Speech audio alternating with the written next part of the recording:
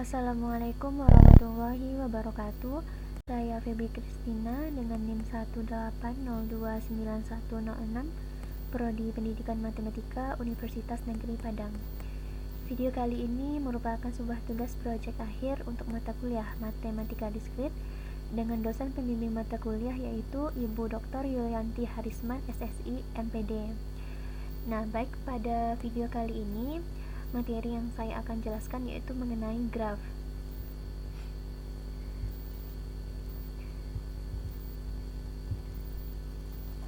Sebelumnya kita sudah sama tahu bahwa teori graf ini lahir pada tahun 1736 melalui tulisan Euler yang berisi tentang upaya pemecahan masalah jembatan Königsberg yang sangat terkenal di Eropa. Nah, pada video kali ini saya akan menjelaskan materi tentang graf. Langsung saja. Yang pertama itu mengenai konsep umum graf. Nah, secara kontekstualnya, graf merupakan representasi suatu permasalahan menggunakan sekumpulan titik.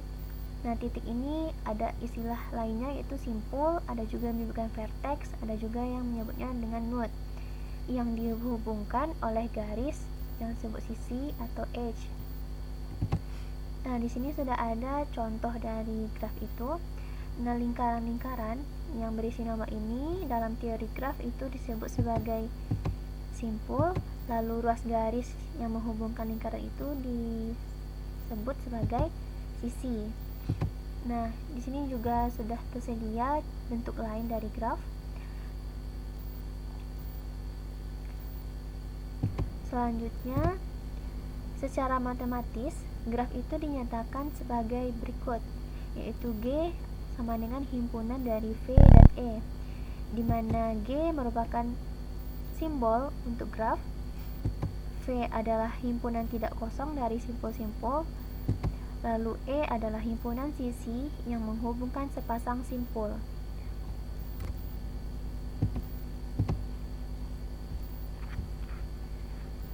Nah, jadi graf itu berisi dua himpunan, yaitu yang pertama himpunan berhingga yang tak kosong dari objek-objek yang disebut sebagai titik atau vertex, dan himpunan berhingga yang mungkin kosong di mana elemen-elemennya disebut sisi, sehingga dengan demikian setiap elemen E merupakan pasangan tak berurutan dari simpul-simpul pada graf. Selanjutnya kita masuk istilah-istilah pada graf. Nah, untuk lebih memudahkan kita dalam menyelesaikan permasalahan dari graf ini nantinya kita perlu terlebih dahulu untuk mengenal istilah-istilah apa saja yang ada pada graf. Nah, yang pertama ada istilah simpul atau vertex. Nah, simpul atau vertex ini merupakan titik-titik yang ada pada graf. Nah, di sini sudah ada contoh dari graf seperti yang terlihat. Di sini ada titik-titik yang menyatakan simpul pada graf. Nah, di sini titik itu masing-masing sudah diberi nama. Ada V1, V2, V3, dan V4. Nah, berdasarkan definisi tadi, maka yang disebut sebagai simpul pada contoh gambar pada video ini yaitu V atau simpul terdiri dari V1, V2, V3, dan V4. Lalu ada istilah kedua yaitu sisi atau edge. Nah, sisi merupakan ruas garis yang menghubungkan dua buah simpul pada graf. Nah, seperti yang terlihat pada gambar, di sini ada ruas garis yang menghubungkan dua buah simpul. Benar? Nah, ada simpul V1 dengan V4 dihubungkan dengan sebuah garis. Nah, garis inilah garis yang menghubungkan dua buah simpul ini, inilah yang disebut sebagai sisi dalam teori graf. Nah, jadi dapat kita simpulkan bahwa berdasarkan gambar ini, contoh graf ini, sisinya terdiri dari sisi V1, V2, sisi V1, V4, sisi V2, V3, dan sisi V3, V4. Selanjutnya ada istilah simpul terpencil. Nah, suatu simpul dikatakan sebagai simpul terpencil bila simpul itu tidak memiliki sisi yang bersisian dengannya. Nah, sebagai contoh, di sini saya mengilustrasikan menggunakan rumah. Ada rumah 1, rumah 2, rumah 3, rumah 4, dan rumah 5. Nah, rumah 1 ada jalan yang menghubungkannya dengan rumah 2. Begitupun untuk rumah 3 ada jalan yang menghubungkannya dengan rumah 1. Rumah 2 terhubung dengan rumah 4, rumah 3 juga terhubung dengan rumah 4. Nah, di sini ada satu rumah yang tidak ada jalan yang menghubungkannya dengan rumah yang lain. Nah, maka rumah 5 inilah yang dikatakan sebagai simpul terpencil, yaitu simpul yang tidak memiliki sisi yang bersisian dengannya. Seperti yang terlihat, tidak ada ruas garis atau jalan yang menghubungkan rumah 5 ini. Makanya rumah 5 ini disebut sebagai simpul terpencil. Lanjut. Nah, lalu ada istilah loop atau gelang.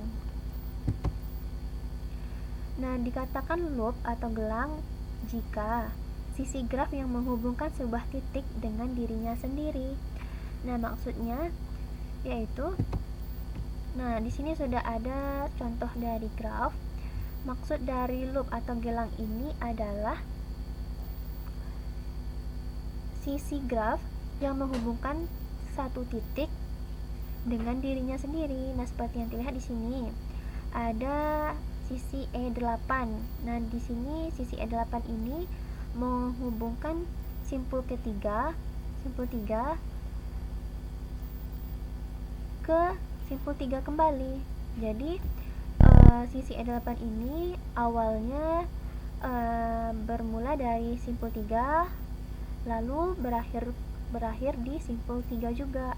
Nah, makanya dia dikatakan dengan istilah loop atau gelang. Nah, jadi jika nanti ditemukan contoh graf yang bentuknya seperti ini, sisinya berawal dari 3, berakhir di 3 pula, maka itu dikatakan sebagai loop atau gelang.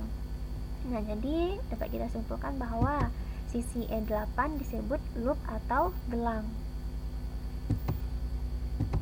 Selanjutnya ada istilah sisi rangkap. Nah, sisi rangkap itu dikatakan sisi rangkap jika sisi yang menghubungkan dua buah simpul yang sama. Jadi, jika terdapat lebih dari satu sisi yang menghubungkan dua titik pada suatu graf, maka sisi-sisi tersebut disebut sisi rangkap atau sisi ganda. Nah, untuk contohnya, nah di sini sudah ada gambar sebuah graf. Nah, seperti yang terlihat di sini ada sisi E3, ada sisi E4. E3 itu sisi yang menghubungkan simpul 1 dan simpul 3. Lalu E4 juga menghubungkan simpul 1 dan simpul 3. Dengan demikian, E3 dan E4 ini dikatakan sisi rangkap karena mereka sama-sama menghubungkan simpul 1 dan 3.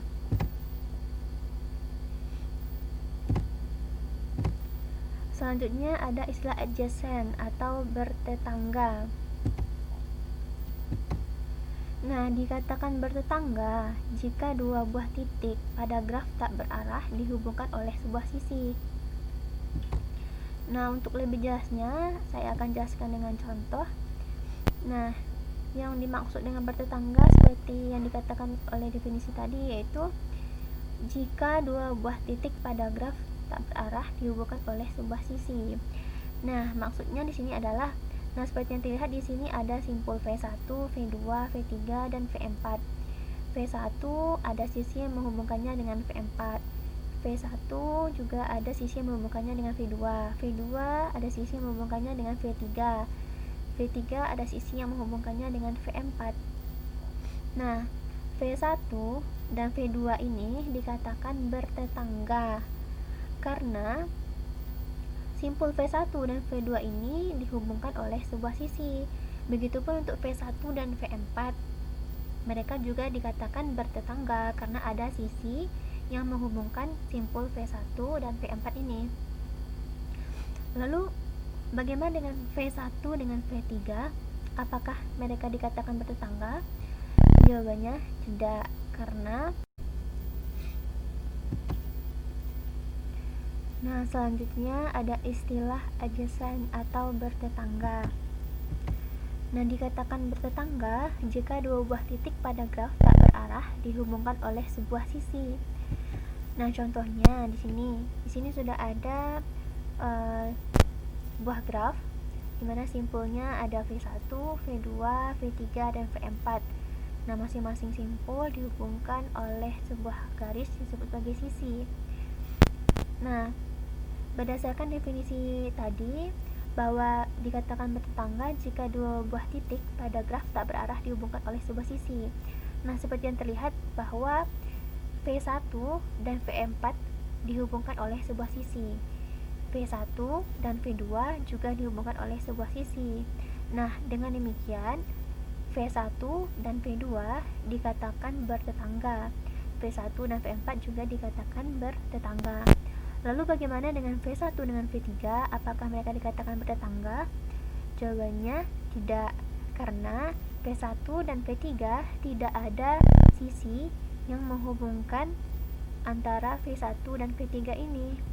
Maka dapat kita simpulkan bahwa V1 bertetangga dengan V2 dan V4, tetapi V1 tidak bertetangga dengan V3. Selanjutnya ada istilah bersisian. Dapat dikatakan bersisian bila terdapat sebuah sisi yang berada di antara dua buah simpul. Nah, contohnya di sini sudah ada sebuah graf di mana simpulnya ada V1, V2, V3, V4, lalu sisinya A, B, C, dan D. Nah, berdasarkan definisi tadi, maka sisi A dikatakan bersisian dengan simpul V1 dan V4. Sisi B bersisian dengan simpul V1 dan V2. Lalu bagaimana dengan sisi A terhadap simpul V1 dan V2? Apakah sisi A bersisian dengan V1 dan V2? Jawabannya tidak, karena sisi A ini tidak berada di antara simpul V1 dan V2. Maka sisi A ini tidak dikatakan bersisian dengan V1 dan V2, melainkan A ini dia bersisian dengan simpul V1 dan V4. Maka kita simpulkan bahwa A bersisian dengan simpul V1 dan V4. A tidak bersisian dengan simpul V1 dan V2. Selanjutnya, derajat suatu graf. Derajat suatu graf merupakan jumlah sisi yang bersisian dengan simpul tersebut.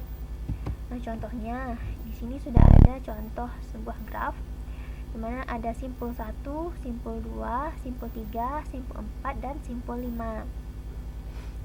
Nah, derajat masing-masing simpul ini kita dapat hitung dengan menghitung jumlah sisi yang bersisian dengan simpul tersebut. Nah, yang pertama, untuk simpul yang pertama, simpul 1, derajatnya 2. Kenapa? Karena pada simpul 1 ini ada dua buah sisi yang bersisian dengan simpul 1, yaitu 1 dengan 2, lalu ada 1 dengan 3. Lalu untuk derajat simpul 2 bernilai 3. Kenapa? Karena ada 3 buah sisi yang bersisian dengan simpul 2, yaitu ada 2 dengan 1, 2 dengan 3, dan 2 dengan 5. Untuk derajat simpul 3 bernilai 3 karena ada 3 sisi yang bersisian dengan simpul 3, yaitu 3 dengan 1, 3 dengan 2, 3 dengan 4. Lalu untuk simpul yang keempat, derajatnya bernilai 2 karena ada 2 buah sisi yang bersisian dengan simpul 4, yaitu 4 dengan 3 dan 4 dengan 5. Lalu yang terakhir ada derajat untuk simpul 5, nilainya 2 karena ada 2 buah sisi yang bersisian dengan simpul 5, yaitu 5 dengan 2 dan 5 dengan 4. Lalu berdasarkan derajat pada graf ada istilah yang dikenal dengan teorema lemma jabat tangan. Nah, di mana teorema ini menyatakan bahwa jumlah derajat semua simpul pada suatu graf adalah genap, yaitu 2 kali jumlah sisi pada graf tersebut. Atau secara matematika itu dinyatakan sebagai berikut, yaitu sigma dari derajat setiap simpul sama dengan 2 kali jumlah sisi pada graf. Nah, untuk contoh teorema lemma jabat tangan ini, nah sebelumnya kita sudah menghitung derajat untuk masing-masing simpul pada graf ini. Pada graf ini, untuk derajat simpul pertama bernilai 2, derajat simpul kedua bernilai 3, derajat simpul 3 bernilai 3, derajat simpul 4 bernilai 2, dan derajat simpul 5 bernilai 2. Nah, jikalau kita jumlahkan derajat masing-masing simpul ini, maka diperoleh jumlahnya adalah 12. Nah, berdasarkan teorema lemma jabat tangan tadi, dikatakan bahwa jumlah derajat semua simpul pada suatu graf itu genap atau 2 kali jumlah sisi pada graf. Nah, untuk graf ini kita hitung terlebih dahulu jumlah sisinya. Nah, ini sisi yang pertama, sisi yang kedua, sisi ketiga, sisi keempat, sisi kelima, dan sisi keenam. Nah, jadi ada 6 buah sisi pada graf ini. Nah, berdasarkan teorema lemma jabat tangan tadi, maka kita peroleh 2 kali jumlah sisi sama dengan 2 kali 6 sama dengan 12. Nah, maka terbukti bahwa jumlah derajat semua simpul pada suatu graf itu adalah genap atau 2 kali jumlah sisinya. Nah, di sini sama-sama kita peroleh 12. Selanjutnya kita masuk jenis-jenis graf. Nah, berdasarkan ada atau tidaknya gelang atau sisi ganda pada graf, maka graf itu dibedakan menjadi 2. Yang pertama ada graf sederhana. Nah, dikatakan graf sederhana karena graf tersebut tidak mempunyai sisi rangkap dan tidak memiliki gelang. Nah, contohnya di sini. Nah, pada contoh graf ini, nah, terlihat bahwa dalam graf ini tidak ada memuat sisi rangkap dan juga tidak ada memiliki gelang atau loop, hanya berupa garis saja yang menghubungkan antara 2 buah simpul. Selanjutnya, graf yang kedua ada graf tak sederhana. Nah, dikatakan graf tak sederhana karena graf tersebut mempunyai sisi rangkap atau memiliki gelung atau loop. Nah, karena dia memiliki sisi rangkap atau memiliki gelung, maka graf tak sederhana ini juga terbagi menjadi 2. Yaitu yang pertama ada graf rangkap, yaitu graf yang memiliki sisi rangkap tetapi tidak memiliki gelung. Nah, contohnya seperti ini. Nah, pada graf ini sisi E3 dan E4 ini merupakan sisi rangkap. E6, E7 juga merupakan sisi rangkap. Nah, karena graf ini mengandung sisi rangkap di dalamnya, maka graf yang berbentuk seperti ini dikatakan sebagai graf rangkap. Lalu selanjutnya ada graf semu. Nah, dikatakan semu karena graf ini memiliki sisi rangkap sekaligus memiliki gelung atau loop. Nah, contohnya seperti ini. Nah, di dalam graf ini terlihat ada E3, E4 sebagai sisi rangkap, E6, E7 sebagai sisi rangkap, dan juga ada E8 sebagai gelung atau loop. Nah, karena di dalam graf ini ada mengandung sisi rangkap dan ada mengandung gelung juga, maka bentuk graf yang seperti ini dikatakan sebagai graf semu. Selanjutnya, berdasarkan orientasi arah pada sisinya, graf itu dibedakan menjadi 2. Yang pertama ada graf tak berarah. Nah, dikatakan graf tak berarah karena graf tersebut sisinya tidak mengandung orientasi arah atau hanya berupa garis saja. Nah, contohnya seperti ini. Nah, terlihat bahwa pada graf ini sisinya E1, E2, E3 sampai E7 tidak ada mengandung orientasi arah. Nah, orientasi arah ini pada graf biasanya dilambangkan dengan simbol atau tanda panah yang menunjukkan arahnya kemana. Nah, di sini tidak ada memuat orientasi arah tersebut, sehingga graf yang berbentuk seperti ini dikatakan sebagai graf tak berarah. Selanjutnya ada graf berarah. Nah, berlawanan dengan graf tak berarah. Graf berarah di sini dikatakan berarah karena sisinya mengandung orientasi arah. Nah, seperti yang terlihat pada sisi-sisinya ada mengandung orientasi arah seperti tanda panah ini. Nah, contohnya 2 ke 3. Nah, sisi ini menunjukkan arah grafnya itu dari 2, arah sisinya yaitu dari 2 ke 3. Nah, karena mengandung orientasi arah seperti ini, maka graf ini dikatakan sebagai graf berarah. Nah, selanjutnya kita masuk representasi graf dalam matriks. Nah, jadi graf itu dapat kita representasikan dalam bentuk matriks. Nah, yang pertama ada matriks ketetanggaan. Nah, di sini saya akan berikan contoh sebuah graf. Lalu matriks ketetanggaan yang sesuai untuk graf ini adalah sebagai berikut. Nah, yang perlu kita ingat dalam matriks ketetanggaan ini kita menggunakan sistem biner, yaitu jika dua buah simpul dihubungkan oleh sebuah sisi, maka dia akan bernilai 1. Nah, jadi dalam matriks ketetanggaan ini kita akan menghitung jumlah sisi yang menghubungkan antara dua buah simpul itu. Nah, seperti yang terlihat pada gambar ini. Nah, di sini elemen matriksnya itu ada bernilai 0, 1, 1, 0, 1, 0, 1, 1 dan seterusnya. Nah, 0, 1, 1 dan 0 ini diperoleh dari jumlah sisi yang menghubungkan antara dua buah simpul itu. Nah, di sini pada baris pada bagian baris ada simpul 1, simpul 2, simpul 3 dan simpul 4. Nah, untuk bagian kolomnya juga ada simpul 1, simpul 2, simpul 3 dan simpul 4.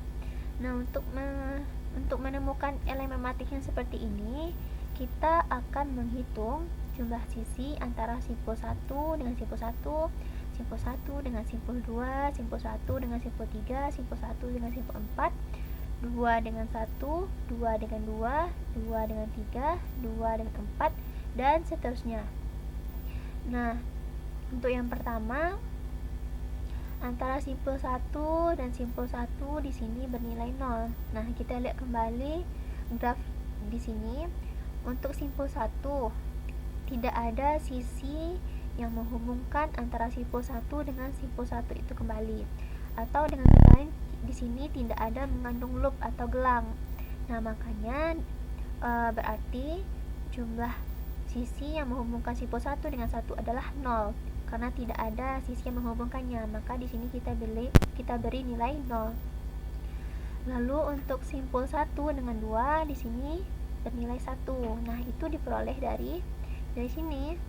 Nah, kita lihat bahwa pada simpul 1 dan simpul 2 ada satu sisi yang menghubungkan antara simpul 1 dengan simpul 2.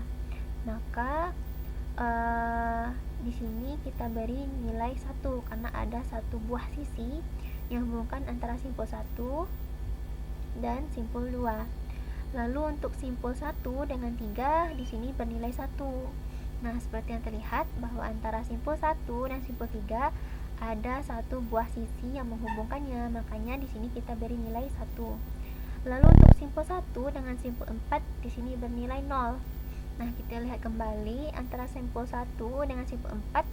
Nah, terlihat kan bahwa tidak ada sisi yang menghubungkan antara simpul 1 dengan simpul 4 ini. Maka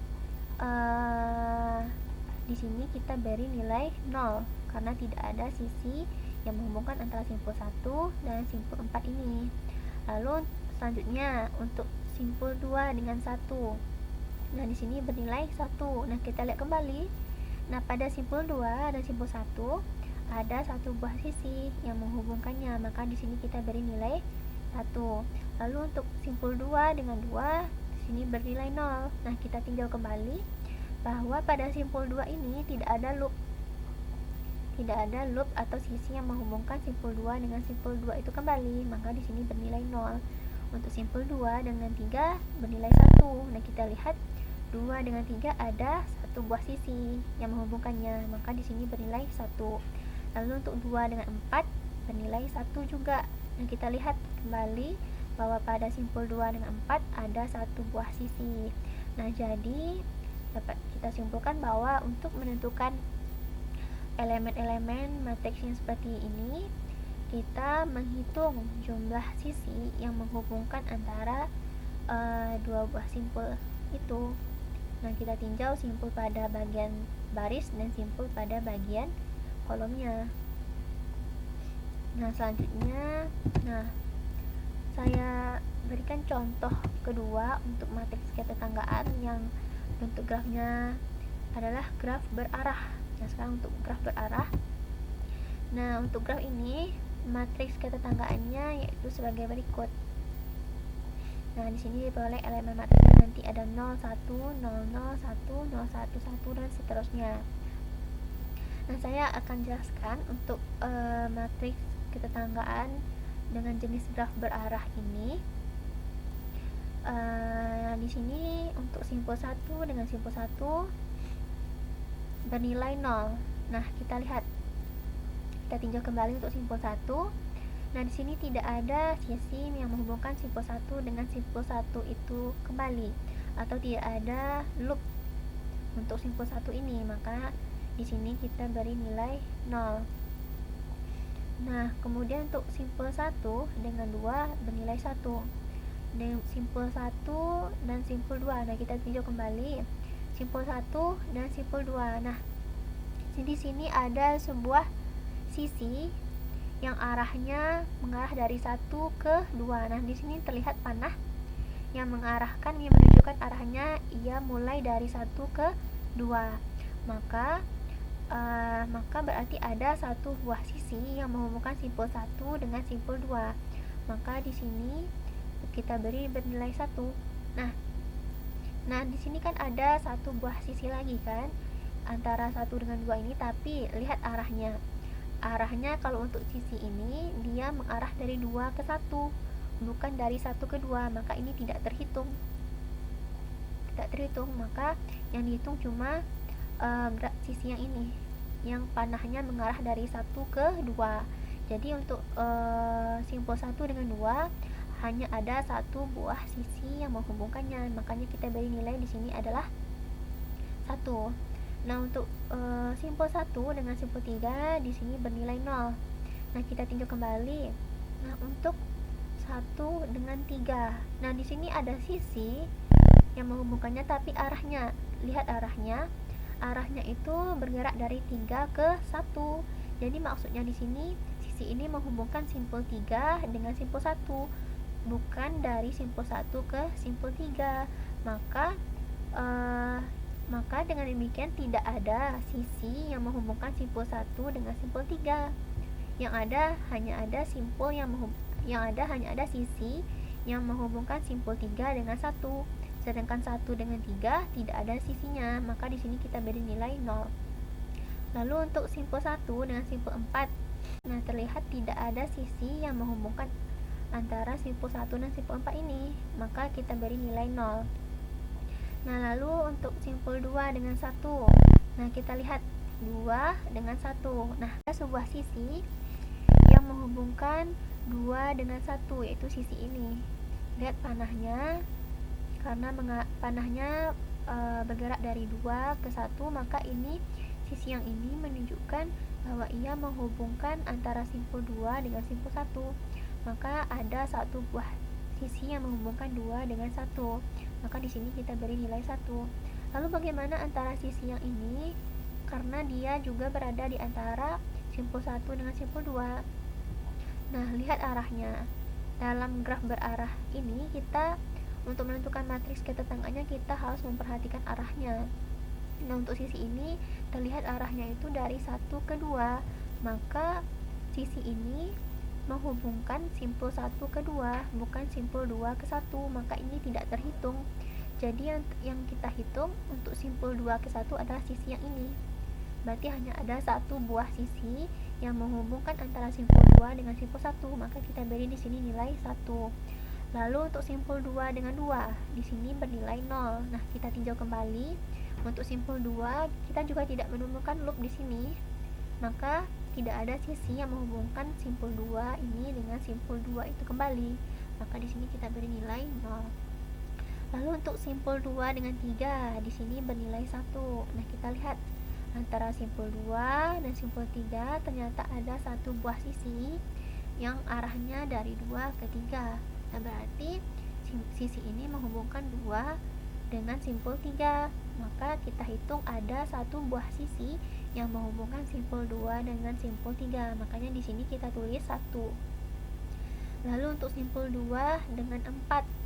Nah, di sini bernilai 1. Nah, kita tinjau kembali simpul 2 dengan simpul 4. Nah, di sini antara simpul 2 dengan simpul 4, nah terlihat ada satu buah sisi, lihat arahnya, yang menghubungkan 2 dengan 4. Maka di sini kita tulis satu buah atau bernilai 1. Nah, bagaimana dengan sisi yang satunya lagi, karena dia juga berada di antara simpul 2 dengan 4. Nah, kita lihat arahnya, orientasi arah pada sisinya itu mengarah dari 4 ke 2. Maka sisi ini menghubungkan simpul 4 ke simpul 2, bukan dari simpul 2 ke 4, maka ini tidak terhitung. Maka untuk simpul 2 dan 4 hanya ada satu sisi yang ini saja. Sisi ini saja yang menghubungkan 2 dengan 4, sedangkan sisi yang ini tidak. Ini menghubungkan, sisi ini menghubungkan antara simpul 4 dengan 2, bukan 2 dengan 4. Nah, sekali lagi untuk graf berarah, matriks ketetangganya itu kita perhatikan arahnya ya. Arahnya untuk menentukan elemen-elemen ini. Nah, elemen-elemen ini seperti yang saya katakan tadi, untuk menentukan, untuk memperoleh nilai-nilai elemen seperti ini, kita menghitung jumlah sisi yang menghubungkan dua buah simpul.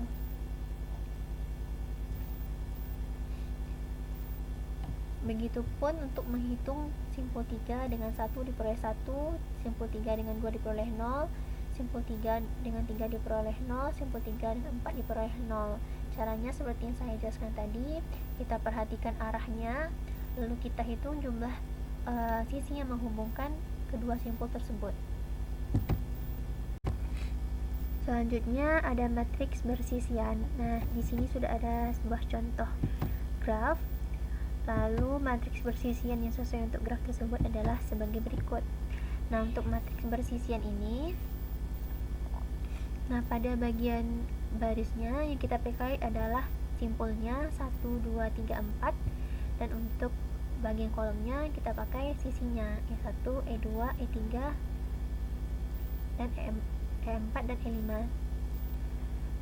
Jadi untuk memperoleh elemen matriks yang seperti ini, nah yang kita tinjau adalah jika sisi E1 ini bersisian dengan simpul 1, maka akan kita beri nilai 1.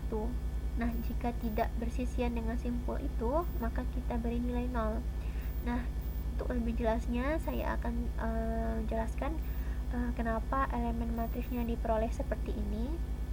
Nah, untuk yang pertama antara simpul 1 dengan sisi E1. Nah, di sini bernilai 1. Nah, kita tinjau kembali. Kita lihat sisi E1.